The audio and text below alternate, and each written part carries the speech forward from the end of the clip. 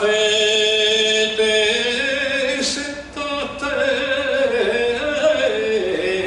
vera yo de ti.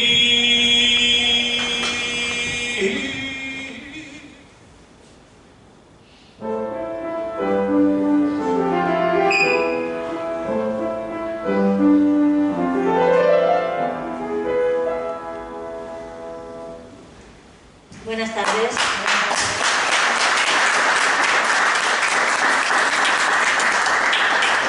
Gracias. Las notas que han escuchado las ha interpretado Luna, nieta de Felipe Lara. Tengo que decir que Felipe Lara podría haber traído aquí a toda la familia, porque toda la familia es flamencólogo, toda la familia es músico, son gente dedicada a la universidad, todos tienen unos trabajos bastante importantes y hoy vamos a tener pues al patriarca, a Felipe Lara. Felipe Lara, como ha dicho Milagros, pertenece a la Asociación Española de Amigos de la Poesía, pero es que no solamente pertenece a la Asociación Española de Amigos de la Poesía, Felipe Lara pertenece al mundo entero. No hay rincón en España donde no pertenezca Felipe Lara. Para nosotros es un placer tenerle en nuestro grupo.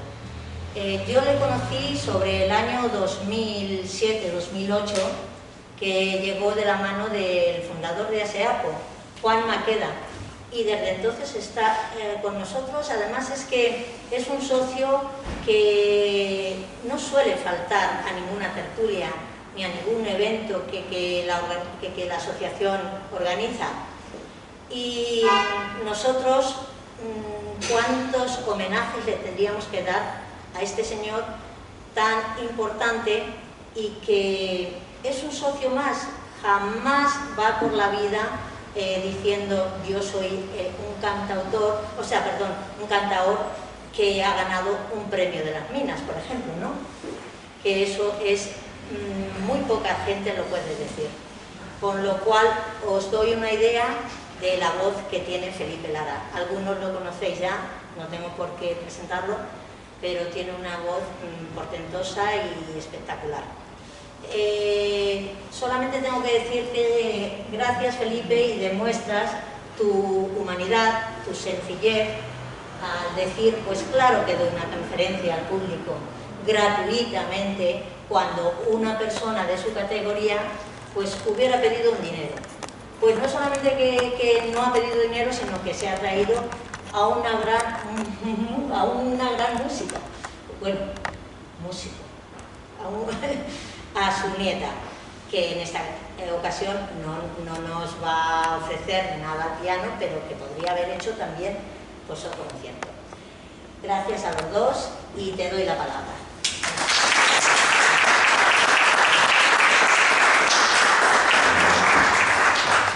Bueno, pues estoy emocionado de recibir este calor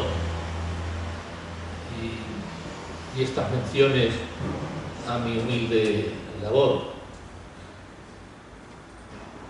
Rosa, de verdad que ha mostrado un interés grande porque esto se llevase a cabo. Y yo, ausente de Madrid, que además tengo que decirlo, la última actuación que realicé fue cuando aquí, en este mismo local, se hizo una exaltación a los valores de la mujer y participé con sumo gusto. Luego ya se torcieron las cosas, no necesito recordaros el sufrimiento que llevamos todos consigo por el dichoso virus este que nos asola, no a nosotros, sino a la humanidad entera. Y mira por dónde, pues, retomo mis actuaciones públicas en el mismo sitio que lo dejé antes de la pandemia. Con lo cual, es una coincidencia bonita que yo voy a tratar de, en fin, con mi humildad, de premiar a este centro, a nuestra asociación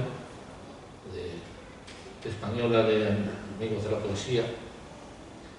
Y bueno, es verdad, decía Rosa, que me acompaña una gran música o músico, como queramos interpretar.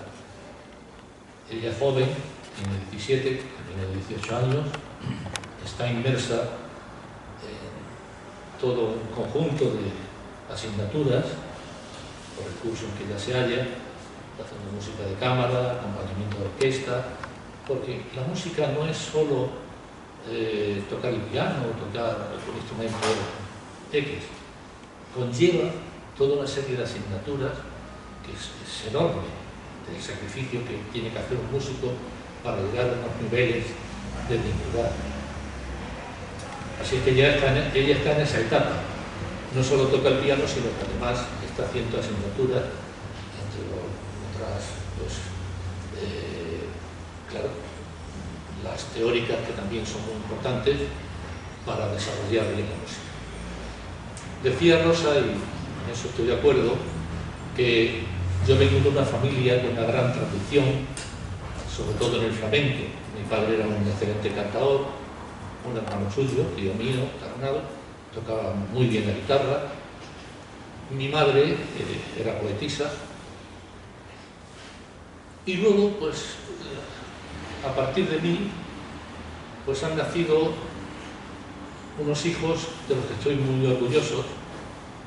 Uno hizo piano, el otro guitarra clásica, y 4 nietos que tengo pues también están haciendo sus incursiones en el mundo de la música. De modo que no puedo sentirme más satisfecho de lo que estoy. Me siento muy realizado. No he sido nunca, tengo que decirlo, un relumbrón en los términos que se entiende pues, por aquel artista muy promocionado, por las multinacionales, etcétera, etcétera. Pero sí me tengo por un buen profesional. He hecho por encima de 3.000 actuaciones públicas en España y fuera de España. He grabado en torno a 50 LPs, bueno, LPs, CDs, casetes, en fin, la suma de todo eso, 50 obras discográficas. Y tengo mucho trabajado en emisoras de radio, anda la cosa por 7.000 y pico de horas de radio que siempre llevé paralelamente a mi vida profesional artística. Pero claro, ya no me quiero extender más porque entonces voy a consumir el tiempo de lo que venimos a ver. El flamenco, que es a lo que venimos, tiene un origen muy interesante. Su origen está en el folclore de las regiones del sur principalmente, aunque también con aportación de otras latitudes geográficas de otras regiones de España. Ahora lo explicaré. ¿Dónde da el folclore el salto al flamenco? Aquello que se hacía de manera colectiva en los pueblos y fuera de los trabajos, para la animación de los trabajos o para divertimento festivo de los pueblos, pues no tenía mayor pretensión ni de voces, ni de instrumentos, ni de cuerpo de baile, de ser figuras, de ser artistas conocidos, de proyectarse al mundo del espectáculo. Se limitaban exclusivamente al disfrute en su intimidad, en el hogar, o con amigos, etcétera, en reuniones, cuando surge el flamenco. A partir de voces más líricas, voces con una proyección de ornamentos vocales más interesantes, más llamativos. Entonces, esas personas son las que elevan el folclore a el estatus de flamenco. Entonces, ¿qué podríamos decir o cómo podríamos definir este salto? El flamenco es folclore enriquecido. Esa es la auténtica realidad. El flamenco es folclore enriquecido. Enriquecido por esas voces o por instrumentos solistas. Si, por ejemplo, para hacer un verdial malagueño intervenían la bandurria, la mandolina, la guitarra, el laúd, el violín, instrumentos de percusión caseros, como eran los chinchillos, unos platitos que se colocaban en los dedos, el tambor, la pandereta, una botella de anís granulada que se rascaba con un tenedor o con un cuchillo, etcétera, etcétera. Un guitarrista más avezado, más puesto en la musicalidad y en la recreación de notas, de falsetas, etcétera, suple a todo ese conjunto que podríamos llamar conjunto instrumental, y hace por sí solo bella la musicalidad. Ya hemos juntado a dos elementos que podríamos definir como flamenco enriquecido. Por un lado la voz, por otro la guitarra. El baile, pues lo mismo. ¿Cómo eran los bailes colectivos? Pues eran 6 o 8 parejas bailando de una manera, pues, con pocos trenzados, en fin, de una manera muy llana, si vale la expresión. Pero ahora una persona que es más habilidosa y que tiene mayor interés en profundizar en lo que es la danza, acaba haciendo aquello que hacían 8 o 10 o 6 parejas, lo acaba haciendo por sí sola tan bello. Ya tenemos la trilogía del flamenco: voz, guitarra y baile. Y a ello habría de sumarse una cuarta parte no menos importante: aquellas letras que se hacían por el pueblo, que no tenían autor, que era, pues, por transmisión oral, igual que los cantes. La trilogía del flamenco que acabo de citar anima a grandes poetas como Don Machado, Lorca, en fin, etcétera, etcétera, para hacer nuevas letras al flamenco. Entonces ahí ya se consigue el sumo de lo que sería el arte flamenco. Hemos llegado a voz, guitarra, baile y poesía. Y eso es lo que conforma el flamenco que luego hemos conocido. Ahí tenemos la primera evolución. Ahora se habla mucho en estos tiempos de las fusiones en el flamenco. La fusión, la primera fusión está ahí, en cómo se desprende del folclore toda una esencia, un espíritu, digamos, del pueblo, a través de personas capacitadas para engrandecerlo, para proyectarlo de una manera más artística. Si queremos seguir viendo lo que es la evolución del flamenco, pues tendríamos que ir a una etapa muy importante. Tras el descubrimiento de América, hay 3 puntos de partida muy especiales, muy principales: Palos de la Frontera, Cádiz y Sevilla. ¿Qué ocurre? Que aquellos aragoneses, la Castilla la Vieja, la Castilla la Nueva, Ancha, Asturias, Galicia, en fin, de cualquier región de España, iban para embarcarse a estos puntos, a estos puertos. Estamos hablando de una época en que no existía la televisión, la radio, y los grupos humanos que se desplazaban para distraer el tiempo de espera hasta conseguir el embarque para América, interpretaban, cantaban sus cantes regionales y sus, acompañados por sus instrumentos. ¿Qué hace Andalucía?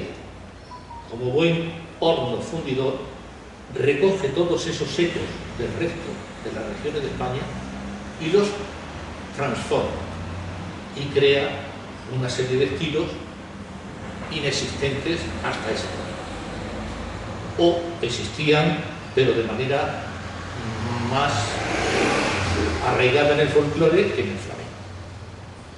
Ahí se crea una fusión muy, pero que muy importante.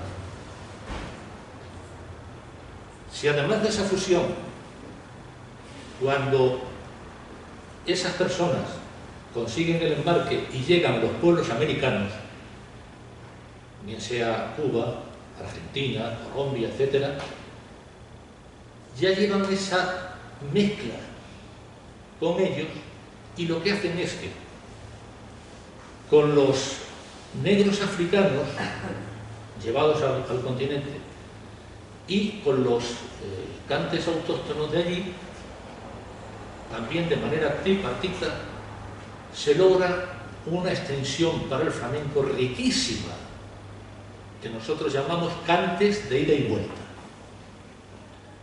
Y tenemos la rumba, la guajira, la manera flamenca, el son antillano. En Cuba, bueno, increíble la de estilos que surgieron. En Argentina, por ejemplo, la milonga, el tango balada, la vidalita. En Colombia, los boleros por colombiana, y a veces también con un cambio de rítmica. Muchos estilos se metían por bulería, por el ritmo de la bulería. Ya tenemos ahí una gran fusión que además agranda el abanico de estilos del flamenco. O sea, el flamenco es un arte vivo. El flamenco, en principio, en los orígenes, hay dos grupos principales, que son los cantes agrícolas y los cantes artesanales. De ahí parte todo. Esa es la madre del cordero.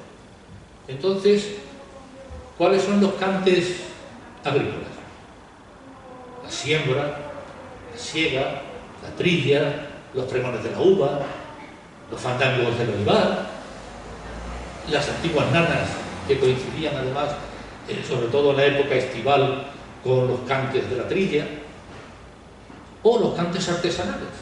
Los cantes artesanales que tienen también ahí una importante mezcla, ya anterior a todo lo que he dicho, cuidado, porque los gitanos, que aparecen en la península ibérica hacia 1420 aproximadamente,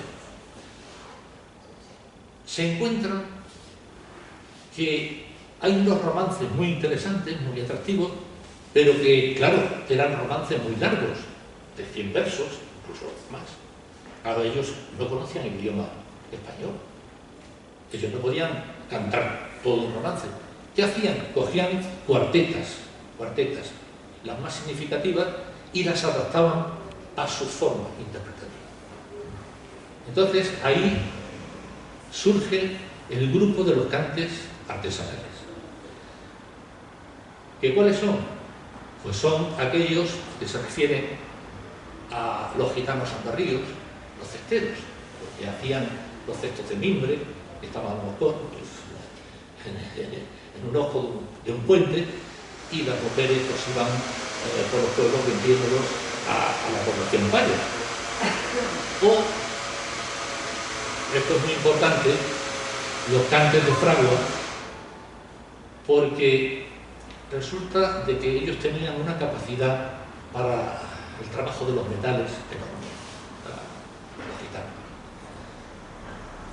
En Andalucía, principalmente, y también en Extremadura y en Castilla, se les concedía así a familias que fueran, bueno, no fueran conflictivas, se les concedía asilo, por decirlo de alguna manera, allá en un cobertizo, alejado de la casa señorial y al lado de la fragua, donde los gitanos, a cambio, hiciesen trabajos de forja,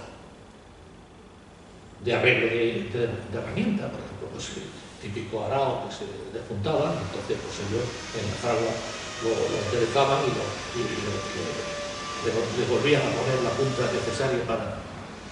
Y tantas herramientas que se deterioraban de los trabajos, pues eso los gitanos lo hacían de maravilla.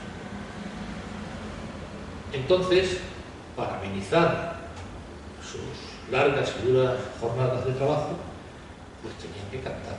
¿Y qué cantaban? Cantaban esas cuartetas que el origen es la tona chica. La tona chica se hace tona grande en la fragua y se llama martinete. La carcelera, porque es también con la misma estructura de cuarteta octosilábica para, bueno, ni siquiera denunciar, sino para expresar la resignación de un prendimiento inadecuado. Que les ocurría, les achacaban muchas veces a los gitanos fechorías que no habían hecho. Y entonces, bueno, pues ellos se expresaban a través de esa cuarteta pues, su pena y la injusticia de su condena. ¿Qué ocurre? Porque claro, esto es muy importante. Los gitanos son de origen hindú. Lo de gitano le viene de egiptano, es una corrupción del lenguaje, porque pasan a través de Egipto y vienen, entonces, los egiptanos, los gitanos. Acaba el pueblo andaluz que me ayudaba a esto, o Tomellar de Rosso, Tomelloso, por poner un ejemplo, ¿no? Era muy frecuente eso. Entonces, apadrinados por esas casas señoriales de los terratenientes de la época, ¿no? Pues ponían el sello, el marchamo, que era el apellido de la casa. La casa de los Montoya, la casa de los Jiménez, la casa de los X. Porque además eso también les servía de salvoconducto si en un momento dado eran requeridos para no sé qué historia, en fin, de sospecha. Yo soy Montoya. Amigo mío, este está controlado. Entonces, las autoridades, en cuanto mostraban su sello, por decirlo de alguna manera, ya empezaban tranquilos. Bueno, pues os he explicado más o menos lo que es el origen del flamenco, que, repito, está en el folclore, y toda la evolución que ha ido teniendo hasta nuestros días. Claro, ahora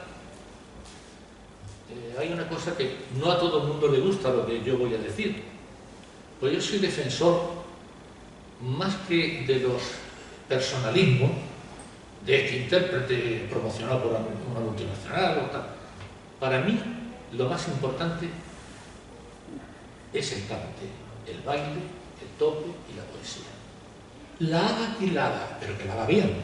Es decir, me da igual que se llame Pepe, que se llame Juan, que lo promocione una multinacional o que no lo conozcan ni en su casa a la hora de comer. Me da exactamente igual. Lo que me interesa es que lo que haga lo haga bien. Porque cuando se caen los personalismos, mueren los géneros. Mueren los géneros. Porque entonces, todo lo que no haga aquel que nos indica la televisión, la caja tonta, ya no vale. Por favor. Por favor. Somos muchas las personas que estamos en el mundo. Y todos los días, tener esto muy presente que os digo, todos los días paren las madres de España artistas como la Coco Pino. todos los días. Entonces lo que hay que hacer es descubrir a esos valores y no centrar todo en un determinado promocionado por una multinacional que es debido a la parte crematística. Aquí tendría yo que hacer una cuestión muy importante, una señalización importantísima.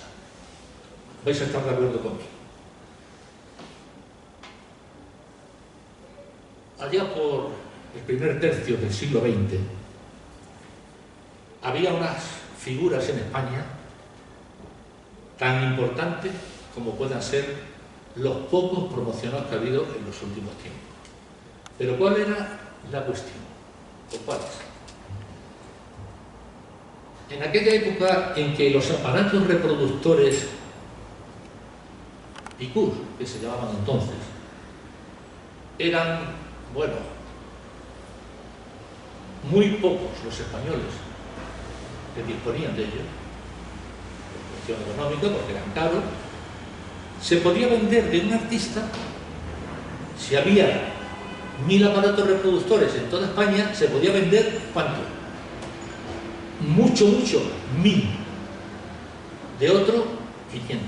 De otro, 700. Y las casas discográficas no tenían más remedio que tener en candelero a una treintena de artistas, porque si no se les caía el negocio, porque tenían que vender 1000 de este, 800 del otro, 300 de aquel y tal. ¿Qué ocurre? A medida que se va multiplicando la producción de los aparatos reproductores, va cayendo el mundo artístico. Ya las discográficas apretaban un botón, ¿cuánto? ¿100.000 copias? 100.000 copias, porque hay 100.000 o 200.000 aparatos reproductores. Ya no nos interesa tener en candelero a 30 artistas, aunque tengamos uno, el pupilo de turno, y 3 o 4 de fondo de catálogo. ¿Qué es fondo de catálogo? Porque cuando iba el representante de la discográfica a las tiendas, vale, de este promocionado me dejas 200, de este que no lo conocen en su casa, media docena, porque ahí hay 4 aficionados que lo voy a vender. Y se cargaron el género, que es a lo que yo voy, se cargaron el género. Y eso empobreció todo el acervo cultural que tenía el flamenco. Madre mía, yo cada vez, y aquí hay personas que lo sabéis, aquella niña de los peines, de Rosán, Manuel Vallejo, bueno, no digamos Chacón, Manuel Torres, bueno, si empiezo no termino. Es hoy, en esta fecha sería imposible poder hablar de esa cincuentena, no ni treintena, de cincuentena de artistas de esa talla. Pero entonces, aquí ha habido, hablábamos de evolución en el flamenco, ¿no? Pues ahora estamos hablando ya de involución. Fijaos qué triste. O sea, hasta aquí os he hablado de evolución del flamenco. Pues ahora hay que hablar de involución. Hemos ido como los cangrejos para atrás. Y ahora ya somos muy pocos. Fijaos que yo tengo 76 años, no sé a quién le voy a dejar el testigo. Se ha ido Morente, se ha ido Camarón, se ha ido Gabriel Moreno, bueno, que esa es otra. Ahora que he nombrado a Camarón, que está muy en la mente de todos, la excesiva promoción de Camarón silenció voces contemporáneas de él, tan importantes como Curro Malena, Calixto Sánchez, Diego Clavel, etcétera, etcétera, etcétera, para no cansar.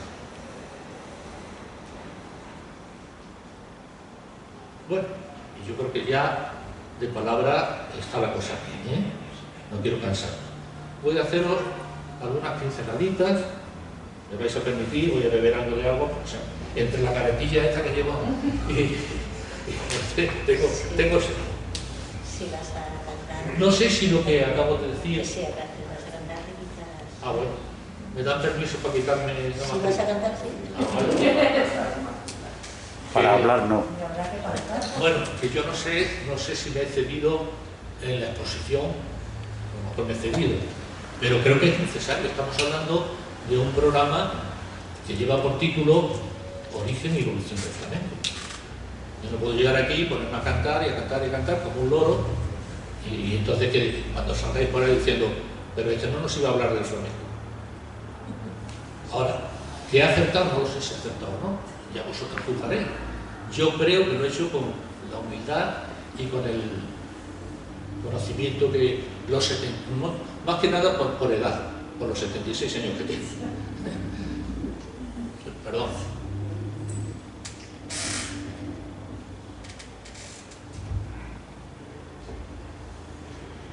Me voy a sentar con vuestro permiso.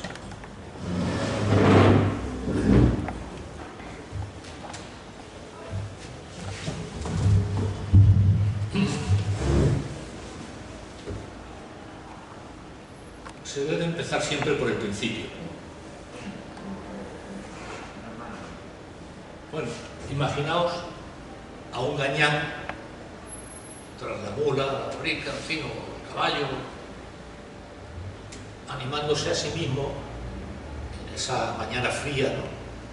Y cantando lo que se llama el cante de siembra.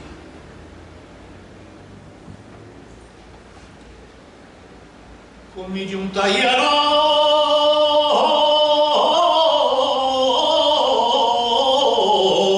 tierra labrando, tierra labrando,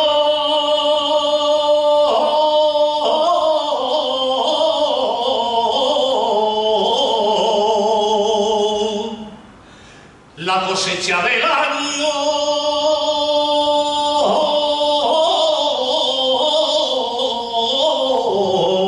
yo voy sembrando. Vaya, cadera, vamos, que está la mañana fría, vamos allá. Y así va haciendo sus surcos y tal, ¿no? Bueno, pues llega el momento de la siega, de la recolección, y están los segadores, con sus hoces, con las mujeres, porque además hay una cosa muy importante, aparte del escenario natural, que acabo de ofreceros un escenario natural, como es la siembra, ¿no? El arado romano, el gañán tras la yunta. Y bueno, ¿qué es el paisaje sonoro? Esto es muy importante.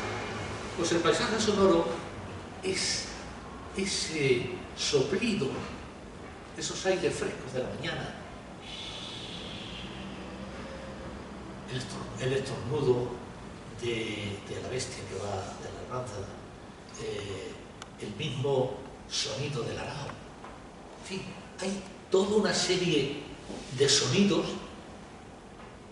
que si no nos paramos a ello es como si no existiesen, pues existen. Por eso es muy importante hablar, por un lado, de lo que es el escenario natural y por otro, el paisaje sonoro que circunda al escenario natural. Con la siega pasa algo parecido. Suenan las hoces, suenan el arrastre de las gavillas, algún chiquillo que corretea por allí, el otro que vocea, y yo tratando el botijo de agua, en fin, cosas así, ¿no? Y ahora está el segador ese que se incorpora, que de tanto tiempo como lleva allí agachado, tiene que hacer así para estirarse y dice: si este año la siega sale como yo soñado, se terminaban mis penas, se terminaban mis penas porque bastante sembrado. Si este año la siega, cuando por la mañana yo me levanto, camino de la siega yo voy cantando.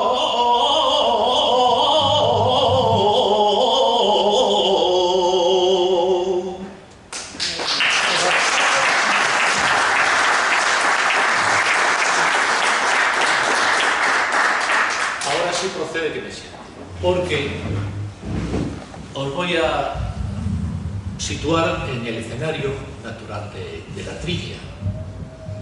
Muchos conoceréis, recordaréis, aquella tabla con sus piedrecitas y arrastrada por cualquiera de las bestias de la labranza, iba desgranando el trigo del tallo de los cereales. Había a lo mejor, pues, la yegua tenía su potrito por allí, saltando, como los jóvenes, inquietos, ¿no? Y bueno, pues el trillador, sentado en su banqueta encima del trillo, tenía que cantar, porque si no, es que se quedaba dormido de tanto dar vueltas y vueltas, y el propio animal lo mismo, ¿no? Entonces, intercalando algún jarreo al animal para animarle, ¡vamos allá! Esta yegua, mira, ¡vale! Vamos, que es larga la faena que nos espera. Esta yegua que llevo no quiere trillar. Esta yegua que llevo no quiere trillar. Lo que quiere es comerse toda la semilla. Mírala, mírala, vamos allá, careta. Mi yegua tiene un potro que es muy bonito. Mi yegua tiene un potro que es muy bonito. Y mi yegua está loca con su potrito. Bueno, va, quieta, ahí está.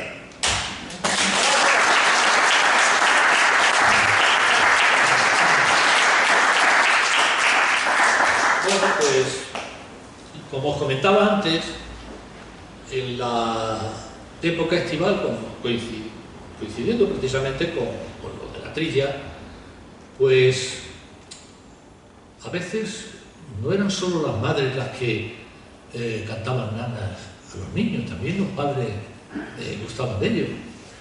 Y claro, pues los pocos descansos, como estaba la madre con el niño en el regazo, y llegaba el padre y decía: mi niño tiene sueño, se va a dormir.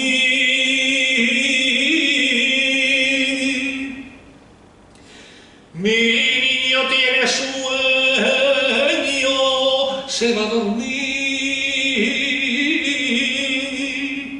Hasta que canten los gallos el kikiriki. Ay, hasta que canten los gallos el kikiriki.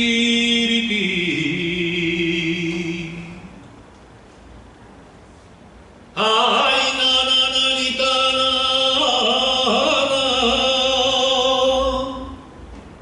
ay, nananita, ole.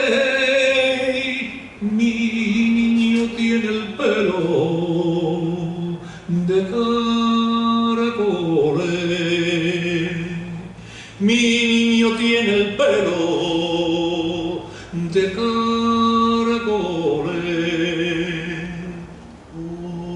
Ole, ole, ole.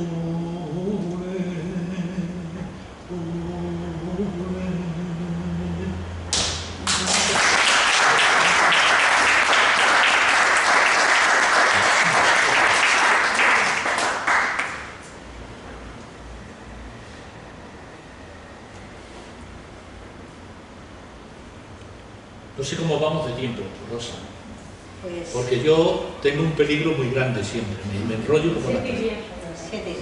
O sea, 7:30. Tienes tiempo. hasta las 7:30. No, me gustaría que interviniese, en fin, con alguna pregunta. Por ejemplo, es que esto es muy largo. Claro, el tema del flamenco da no para una hora y pico de conferencia. Esto habría que hacer una serie para desarrollar todo el flamenco, porque si no nos quedamos muy cortos. Fijaos que A lo mejor sí, me he entendido un poco la explicación, pero lo creía muy necesario. No, es que ha sido a lo mejor poca. Sí, bueno, No, pues fíjate, a mí está muy bien, me ha parecido larga. No. Larga más que nada porque, claro, se lo resto al cante. Entonces, bueno, no me voy a hablar. Te voy a preguntar. Sí. Nos has hablado de la evolución del flamenco, pero a mí me interesa saber la evolución que ha provocado en ti el flamenco. O sea, cómo tú evolucionaste desde que tienes conciencia de que cantas, de que quieres cantar flamenco, de que quieres cantar bien. ¿Cómo ha sido? Supongo que al principio, no sé si cantabas ya o fandangos o qué tipo de... ¿Cómo empezaste a cantar y cómo llegaste a saber que querías ser flamenco para toda la vida? Bueno, me parece una pregunta excelente. Padre cantador, lo primero que aprendí a cantar fue la guajira, la petenera, la malagueña, los cantes grandes, por decirlo, del flamenco, los cantes... Pero no, por mi edad y coincidencia con las voces que entonces sonaban en las emisoras de radio, aunque claro, aquello era gloria bendita, y que me perdone, comparado con lo que lo hemos ido oyendo, ¿no? Era la época de don Antonio Molina, que sin ser un purista, pero amigo mío, ese agua del Avellano, esa serranía, etcétera, etcétera, había que descubrirse, ¿no?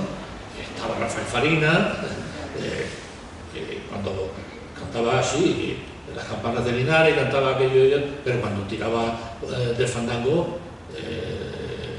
temblaba la tierra.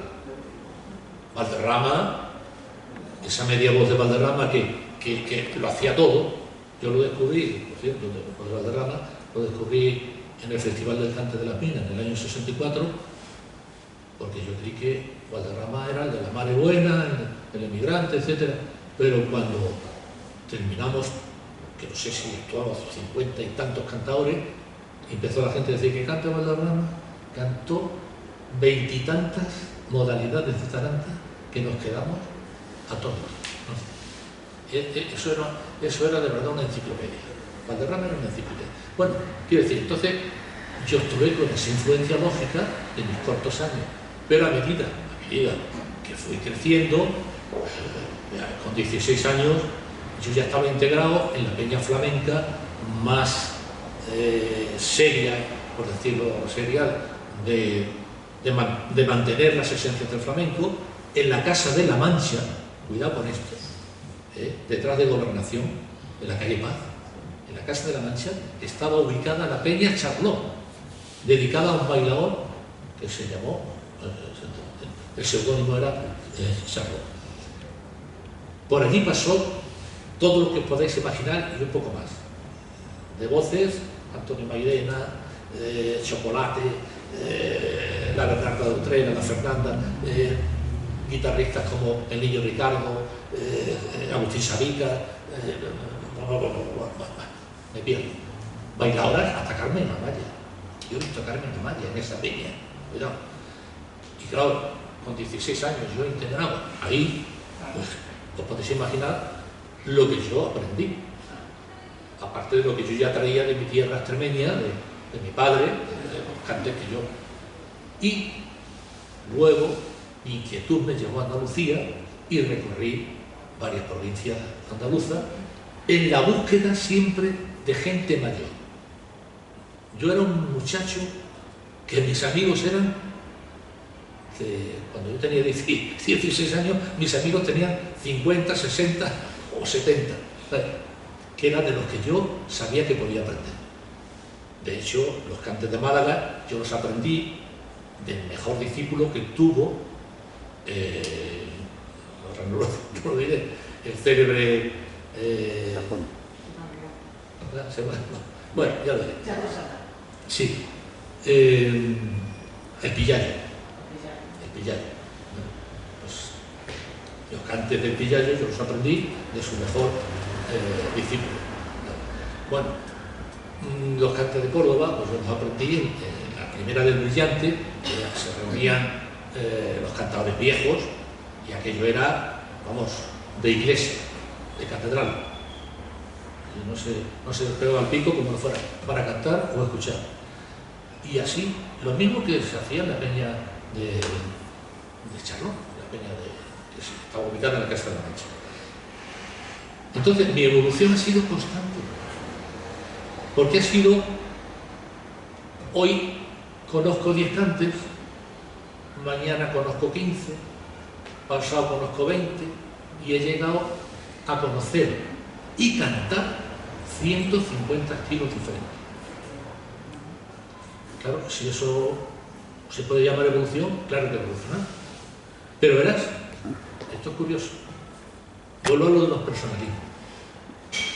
Cuando yo hice mi antología 100 estilos del flamenco, en el año 72, con la guitarra de Félix Utrera y otro chaval, Ángel Rodríguez, y un equipo de gente que estaba en el Corral de la Morería, Carmen Sibajas, que era la crotalista más avezada de Lucero Tena, como profesora, estoy hablando de...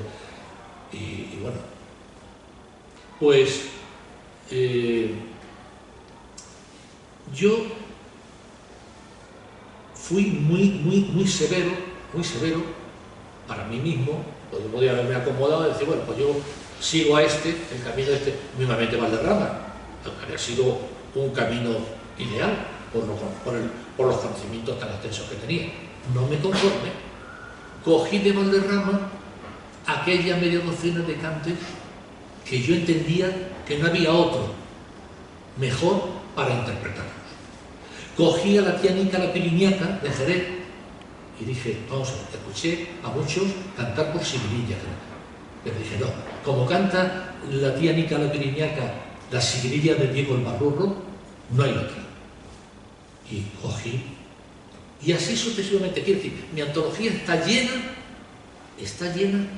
de ecos muy diversos. Por eso es una antología, aunque fue usted decirlo, y aquí ya no tengo más remedio que ser un poco modesto. Es la antología en una sola voz que tiene el récord de los Guinness, porque hay antologías de flamenco, pero en varias voces. Pero 9 LPs, grabados por una sola voz, con comentarios histórico-culturales previos a los cantes, como hice yo en el año 72, no se ha repetido, ni existió antes, ni se ha repetido. Me estoy refiriendo en una sola voz.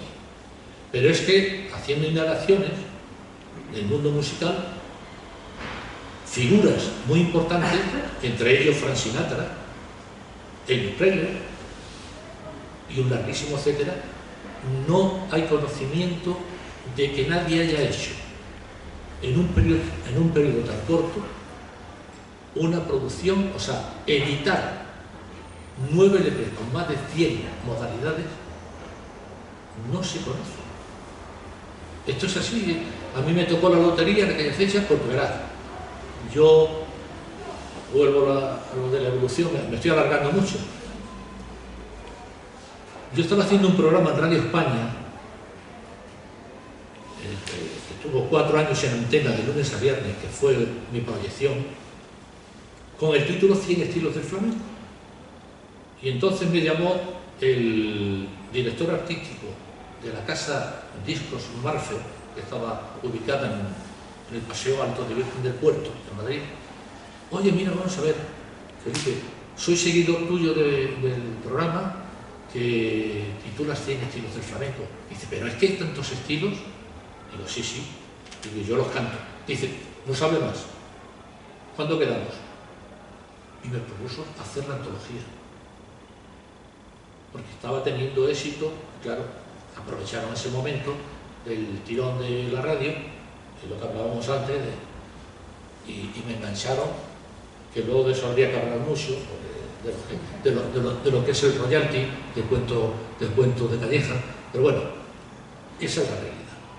Entonces, no sé si te he contestado, si alguien quiere intervenir, pues, a ver, mi joven nieta. ¿Sabes si el flamenco ha influido a los grandes compositores clásicos, como por ejemplo Manuel de Falla y Sacandrelli. Claro. Esto es muy importante. Yo decía antes que el flamenco es un arte vivo. Y claro, lo mismo que Falla, Turina, Granado, Albeni y otros compositores como Bizet, Chabrier, en fin, se nutrieron de las esencias del flamenco para hacer grandes composiciones, que por eso tienen ese sabor, las composiciones, claro. Pues también es importante ver esto desde el punto de vista del interés que ha tenido el flamenco.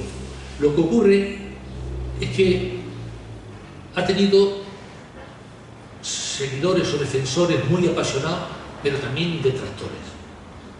Había cierta parte del pueblo mal llamado culto, que lo veía como una cosa baja, como una cosa de arrabal. Y había gente que todo lo contrario, entendía la importancia y el mensaje que tenía. Entonces, esa pugna ha estado ahí siempre presente, pero eso que acaba de preguntar Luna, es verdad, tiene mucho la música de los grandes compositores, ya digo, no solamente los españoles, italianos, franceses, pellizcaron para hacer grandes composiciones en flamenco.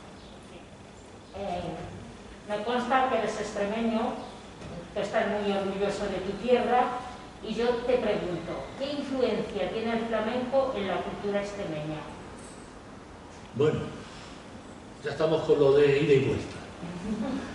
Extremadura, ubicada en la Ruta de la Plata, disfruta de un trasiego entre Andalucía y las regiones del norte. Entonces, pasan por la Vía de la Plata los romances castellanos, antiguos, pasan los garrotines asturianos, las farrucas gallegas, etcétera, etcétera. Y eso, antes de llegar a Andalucía, deja su pozo en Extremadura. Pero a su vez, Extremadura, región fronteriza con Andalucía, tiene cantes en común. Por ejemplo, son las livianas, del pastoreo, las serranas, los cantes camperos, los artesanales. Todos esos cantes se hacían un poco a la limón entre Extremadura y Andalucía. Lo que pasa es que luego Extremadura, tierra de gente creadora, pues creó sus propias modalidades. Tiene su sello, es decir, un carreo extremeño es un carreo extremeño aquí y en la China, o un tango extremeño no tiene nada que ver con un tango de Cádiz, con un tango de Granada, con un tango de Jerez, con un tango de Málaga, etcétera, etcétera. Es decir, tienen una personalidad muy definida. Esos son los estilos, digamos, de mayor sello que tiene Extremadura. Pero luego tiene una influencia enorme, tanto de un lado como de otro. Gracias. Yo quiero decir que por eso dice que somos primos hermanos. Claro. Los extremeños, yo soy extremadura, y los andaluces. Pues sí. Somos primos hermanos. Sí, es verdad. Y además, mira, voy a decir una cosa en honor a la verdad. Andalucía tiene 8 provincias. Sí. Entonces, ahora ya no, porque se ha unificado todo más y tal, pero antaño eran muy particulares. Los de Huelva eran de Huelva, los de Málaga de Málaga, los de Sevilla, Sevilla, Cádiz. Sin embargo, Extremadura es curioso. Tú te encuentras a cantadores buenos, cuidado, cantadores muy buenos. No, me estoy refiriendo a cantadores muy buenos andaluces. pero que son cortitos, que a lo mejor dominan 20 o 20 y tantos estilos, porque se han limitado a lo de su provincia, por encima de todo, bandera, bandera, bandera, bandera. Sin embargo, el extremeño no ha hecho tanta bandera. Y claro, te encuentras a un montón de gente en Extremadura que son verdaderas enciclopedias.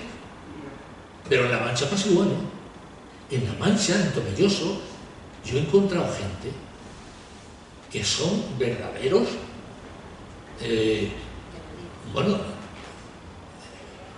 enciclopedias, verdaderas enciclopedias del flamenco. Por eso, porque no, por no hacer bandera. Porque entonces, como, bueno, a mí me da igual cantar un fandango de Huelva que un fandango de Jerez, que una soleá, entonces eso me enriquece. Sin embargo, si yo hago bandera, estoy empobreciéndome. A mí mismo, me estoy empobreciendo. No sé si me he explicado bien. Es así. Yo sí lo conmigo. Felipe, ya por último, que ya va siendo hora de terminar porque tenemos que irnos, yo te preguntaría que con qué palo, se dice así, ¿no?, te identificas tú. Porque yo, por ejemplo, soy muy ignorante en este tema, ¿no? A mí me gusta el fandango y la colombiana sobre todo. Y será porque sean más populares, pero tú que nos digas con cuál te identificas, y sí que me gustaría que terminaras con una colombiana, un fandanguito. Bueno, vamos a ver. Esto pasa que cuando tú tienes una extensión importante en el campo del flamenco, yo no me puedo imaginar a un padre que, porque tenga muchos hijos, bueno, puede a lo mejor tener cierta afinidad más con uno que con otro, pero querer, lo que se llama querer, yo tengo por ejemplo 4 nietos, a Luna la adoro, pero por eso no dejo de querer a los otros nietos. Es decir, y con el flamenco a mí me pasa, ¿no?, que yo, todos los cantes tienen su valor y estoy enamorado del flamenco, soy un enamorado del flamenco, si no, no estaría aquí con 76 años, eso es una evidencia, ¿no? Entonces, bueno, pues si lo ponemos así de serios, pues nada, cantaré primero el fandango. Vale, sí.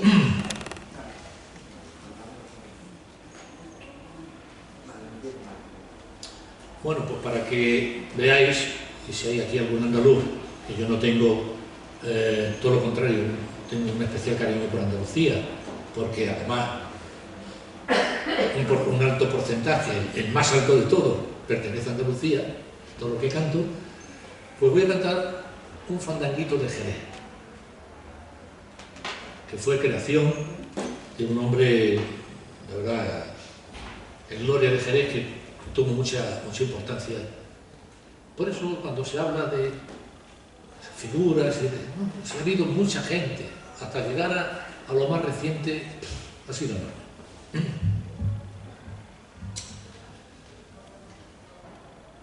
Serrana por tu querer, la vía yo.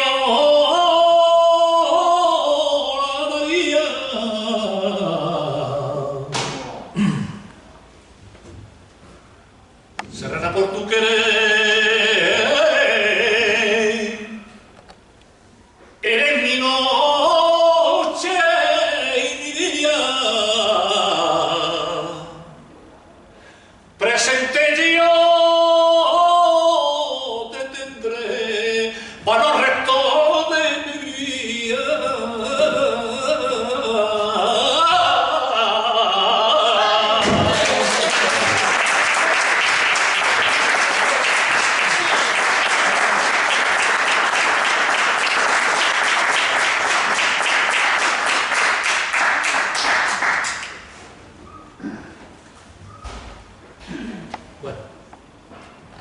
Vamos a dar el salto a los modismos hispanoamericanos, pero tengo que precisar una cosa importante.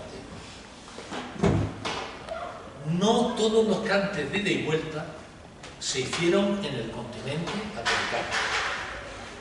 Algunos cantes se hicieron aquí, en la península, al retorno de los emigrantes, como añoranza de lo vivido en los pueblos de América. Esto también es muy importante, porque podría pensarse, al hablar de los cantes de vuelta, que todo se hizo en los tabacales, los cafetales. No, se hizo, claro que sí, pero algunos estilos nacieron aquí una vez vueltos los emigrantes de añoranza de sus vivencias. Este es el caso de la colombiana, cuyo creador fue Pepe Marchena, cantador que tuvo su importancia en aquellos tiempos, y fue, pues eso, como piropo a el pueblo colombiano.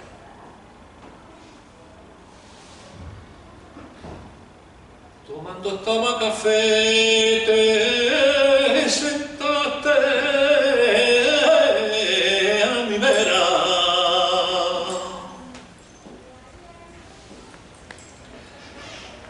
Tomando estaba café, te sentaste a mi vera.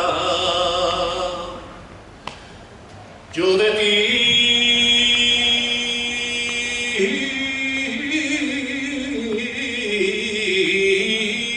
me enamoré, ay, al ver lo guapa que era, colombiana de mi alma, una tarde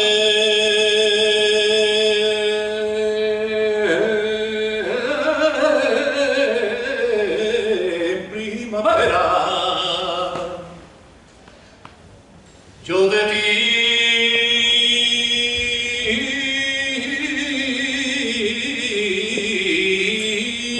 me enamoré, ay, al ver lo guapa que era, colombiana de mi alma, una tarde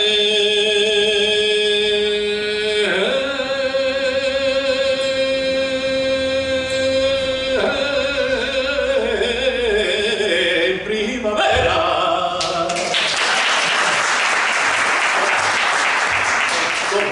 Oye mi voz, oye mi voz